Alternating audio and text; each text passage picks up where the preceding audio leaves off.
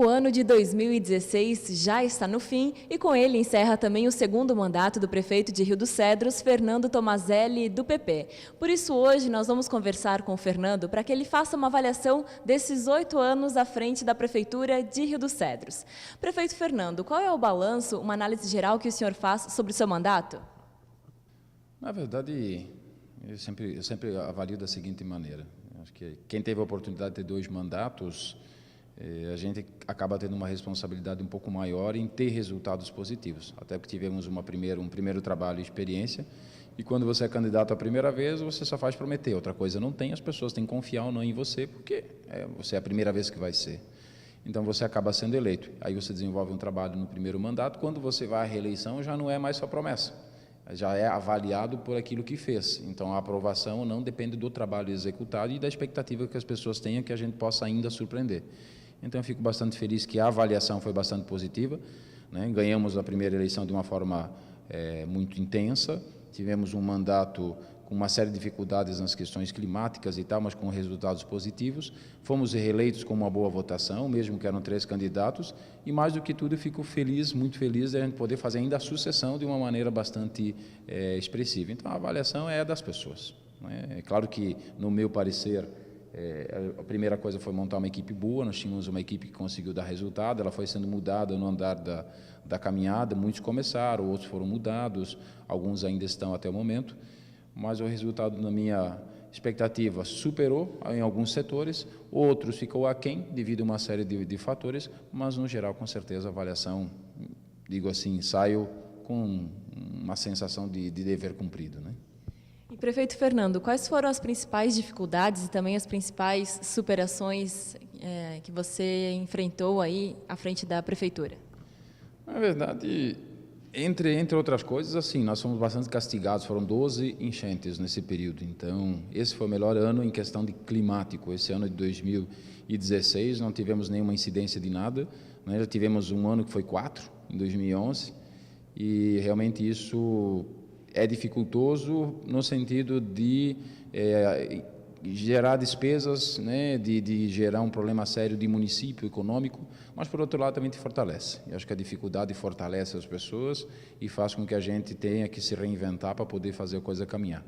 Por outro lado, mesmo com as dificuldades todas, tivemos 2 momentos difíceis. 2009, quando começou, início de 2009 era uma questão de queda econômica bastante grande, depois foi recuperando. Os anos de 2012 e 2013 foram anos bons, num momento de país bom também. Então a gente conseguiu avançar uma série de ações, captar recursos também, e esses 2 últimos anos é um processo inverso mais uma vez. Ano passado duro e esse ano mais duro ainda, até por ser ano de fechamento de mandato, mas graças a Deus assim a gente trabalhou sempre de uma maneira com o pé no chão para que a gente consiga viabilizar. Tanto que passou a eleição, continuamos a trabalhar da mesma forma, continuando a concluir obras e começamos outras, e aí tem mais cerca de 10 obras encaminhadas para o próximo prefeito no ano que vem, dar continuidade e ainda começar convênios fortes. Então o que nos atrapalhou foi essa inconsistência da economia do país, mas por outro lado faz parte do dia a dia, e por outro lado ele conseguiu avançar assim em setores estratégicos fantásticos, que foi especialmente saúde e educação. Acho que são as 2 grandes marcas do governo nesses períodos que a gente esteve à frente do mandato. E além dessas marcas, quais são os principais trabalhos executados, o maior destaque que o senhor pode avaliar?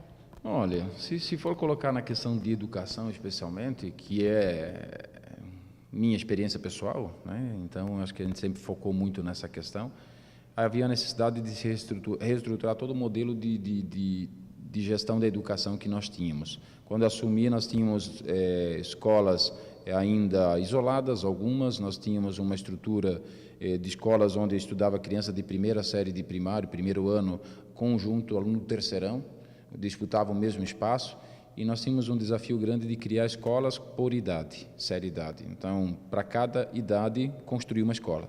Então, não era um desafio pequeno, né, mas isso foi alcançado. Então, fomos buscar recursos, parcerias, convênios, investimentos próprios, economizar para poder investir, e nós conseguimos, então, construir hoje, dividir as estruturas por vários motivos. Um deles, a questão pedagógica, a linguagem, o tempo de aprendizagem, enfim. Então, nós temos hoje uma estrutura própria para alunos de 0 a 3, Nós temos uma estrutura própria para os alunos de 4 e 5, onde que todos os alunos de 4 e 5, o núcleo que estudam. Nós temos uma estrutura própria para os alunos de 6 a 11, né? Então, todos os de 6 a 11 estudam aí, sem misturar alunos com outras idades, e uma para 12 a 17. Então, foram várias construções. Nós construímos 2 grandes escolas, ampliamos 2, reformamos outra, e agora iniciamos, depois da eleição, iniciamos a construção de uma nova lá na localidade de Rio Rosina, que já está na fase de pré-moldados ali, que o novo prefeito deverá concluir. Então, foram investimentos bastante significativos, ousados, eu diria até, mas que são realidades, estão aí, estão fazendo a diferença na qualidade da educação. Na saúde, é claro, o grande desafio era reestruturar o Hospital Dom Bosco, voltar a ser hospital no sentido de atendimento, pronto atendimento que fosse próprio, feito a gestão pela própria fundação, totalmente independente da prefeitura, totalmente privado, formada por um conselho deliberativo das entidades de Rio dos Cedros, ou seja, não tem ninguém indicado por nenhum político lá dentro para poder ter algum tipo de cargo ou qualquer coisa assim. A prefeitura apenas ela faz um processo licitatório e compra os serviços no sentido de plantões de urgência e emergência da Fundação Hospitalar. Aí foi implantados a questão das internações, que foi um grande avanço, e está seguindo dentro do seu planejamento, avançando cada vez mais aí de melhorias. Fora a reestruturação dos ESFs, construção de unidades de saúde, foram construídas 3 unidades de saúde e a 4ª já está conveniada para ser construída. Então, foi uma na localidade de Rio Rosina, uma aqui no centro, que foi dobrada a estrutura que estava aqui, uma no bairro Cruzeiro, que deve ser entregue agora com a conclusão da pavimentação. Ela já está pronta, mas tomamos a decisão de não entregar essa obra agora em junho, julho, uma porque era período eleitoral e outra porque de nada adiantaria inaugurar se está uma obra de pavimentação na frente e realmente dificultaria o acesso. Então, se conclua a pavimentação, até porque esta não é uma unidade de saúde que está faltando para ser atendido. É apenas uma nova que vai separar as 2 equipes que estão atendendo na unidade central. Então, é apenas uma melhoria, não é algo que, se não tiver, também não vai deixar de funcionar.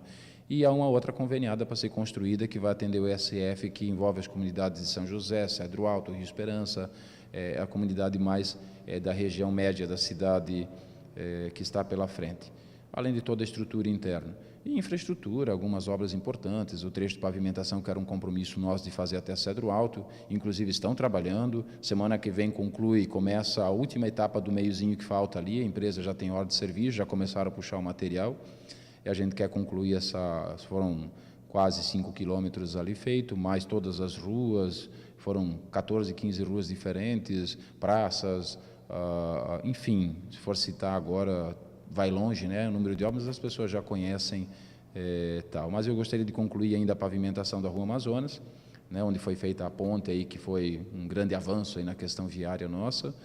E estamos com um museu em construção que fevereiro, março deve ser entregue, uma obra marcante, é o Museu da Imigração Trentina. Isso é uma parceria, uma PPP, parceria público-privada, com o empresário que está fazendo a doação. A prefeitura entrou com a parte do terreno, a construção é o senhor José Tafner, que está patrocinando, de fato, né? E que deverá deixar, ele que é rio-cedrense, esse presente à comunidade, e que fevereiro, março deve estar pronta, né? Já está bem avançado e que próximo a Igreja Matriz, fora as questões de complexo, do pavilhão da Festa Trentina, toda a pavimentação do parque, enfim, se for citar nós vamos longe, mas eu acho que fico bastante feliz porque tem o que mostrar, tem resultado, e esse resultado também foi reconhecido nas urnas. E agora, prefeito, encerrando o ano, também é hora de fazer o fechamento das contas públicas, né? Como é que o senhor avalia as contas públicas do município de Rio dos Cedros? Eu acho que assim, eu fico bastante feliz de falar disso porque a gente ouve na televisão estados decretando falência, calamidade financeira, um negócio absurdo. Isso, em outras palavras, é uma ingerência absoluta, né? Isso significa incompetência de administração. Nós temos aí 55% dos municípios do Brasil que não vão fechar as contas, tá? Que vão estão negativo, estão atrasando fornecedores. O município de Rio dos Cedros não tem ninguém atrasado, não há um fornecedor atrasado, está com as contas em dia, né? Temos nossa reserva sempre tranquila na questão de folha, nós temos basicamente sempre uma folha de reserva em caixa, isso foi uma marca que sempre a gente procurou fazer, né? Para dar a garantia da responsabilidade que se tem, quanto com o funcionalismo público, quanto com a questão dos serviços que são prestados para a população. Claro que este ano foi um ano de segurar, né? Desde o ano passado a gente vem tomando medidas assim de contenção de uma série de despesas, de otimização de espaços, de recursos, para que chegasse em condições de fazer uma transição bastante tranquila na questão econômica. Teve que tomar medidas duras, teve que fazer uma série de contenções duras, politicamente isso nunca é bom, mas administrativamente era necessário. E se o fez, então não precisa criar grande mágica. Inclusive, ao contrário, nós estamos aqui decidindo onde vamos investir ainda recursos que estão em caixa, que têm que ser gastos, né, têm que ser investidos dentro do prazo, porque nós fizemos um trabalho tão forte de segurar que agora a contabilidade está mandando gastar em alguns setores, né, especialmente aí focado na educação. Está sendo feita a aquisição de uma série de equipamentos que vão ser entregues para as escolas aí no início do ano, para que a gente possa cumprir as metas todas que são feitas.